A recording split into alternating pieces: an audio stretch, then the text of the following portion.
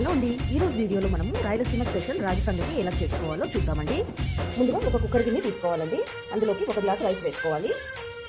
ఇప్పుడు ఇందులోకి వాటర్ వేసుకోవాలండి. వాటర్ వేసుకొని రైస్ని ఒక 2-3 టైమ్స్ బాగా వాష్ చేసుకోవాలి.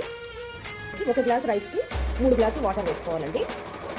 ఇప్పుడు ఇందులోకి కొద్దిగా సాల్ట్ వేసుకోవాలి. ఇప్పుడు కుక్కర్ మూత పెట్టేసుకొని స్టవ్ మీద పెట్టుకొని ఒక 3 విజిల్స్ వచ్చేంత వరకు కుక్ చేసుకోవాలి.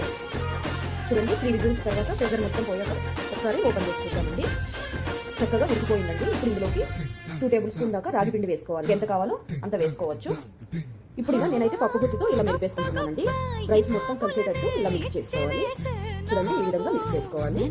చూడండి, ఇలా కలిపేసుకున్నాక ఇప్పుడు మూత పెట్టేసుకొని ఫ్లేమ్ సిమ్లో పెట్టేసుకోవాలండి. సిమ్లో పెట్టేసుకొని ఒక 2 మినిట్స్ మగ్గించుకుంటాము. చూడండి, 2 నిమిషాల తర్వాత చక్కగా అయిపోయిందండి. ఇప్పుడు మనము ముద్ద చేసేసుకున్నాం. చూడండి, రాగి ముద్ద అయితే రెడీ అయిపోయిందండి. ఇప్పుడు రాగి ముద్దలోకి నేనైతే పప్పును ప్రిపేర్ చేసుకున్నాను.